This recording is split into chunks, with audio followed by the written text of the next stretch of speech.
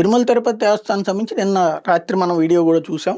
అక్కడ జరిగిన తోపులాట, ఆ భూదేవి కాంప్లెక్స్ దగ్గర పోలీసులు లాఠీలతో సెట్ చేసేటటువంటి ప్రయత్నం చేయడం, సెక్యూరిటీ దాన్ని లాఠీ చార్జ్ అని కొన్ని ఛానళ్లలో ప్రొజెక్ట్ కావడం, కాదు అది అని చెప్పి వాళ్ళు చెప్పడం.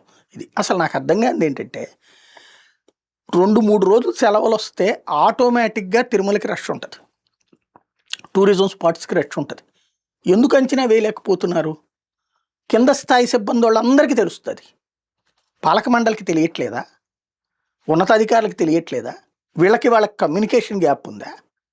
కమ్యూనికేషన్ గ్యాప్ లేకపోతే ఇప్పుడు శ్రీవాణి అకస్మాత్తుగా రద్దు చేయడం ఏంటి?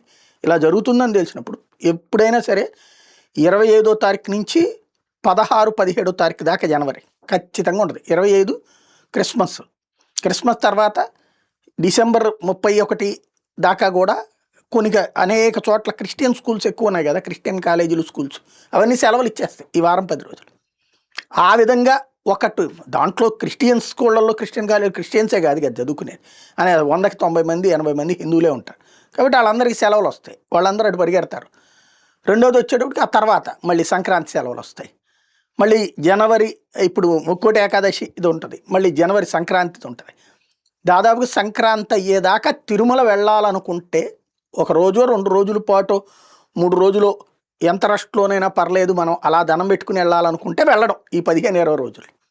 లేదు అనుకుంటే దేవుణ్ణి దలుచుకుని సర్వాంతర్యామి, ప్రపంచ భూమి మీదే కాదు ముల్లోకాల్లో ఎందెందు వెతికినా అందే శ్రీహరిగలడు కాబట్టి చక్కగా దండం పెట్టుకుని దగ్గరలో ఉన్నటువంటి వెంకటేశ్వర స్వామి గుడికి వెళ్ళడం బెటర్ పబ్లిక్ పరంగా. అదే సమయంలో టీటీడీ తగిన ఏర్పాట్ల ప్రిపరేషన్తో ఉండాలి. ఎక్కడో కమ్యూనికేషన్ గ్యాప్ జరిగింది, ఒకసారి చెక్ చేసుకుంటే బెటర్.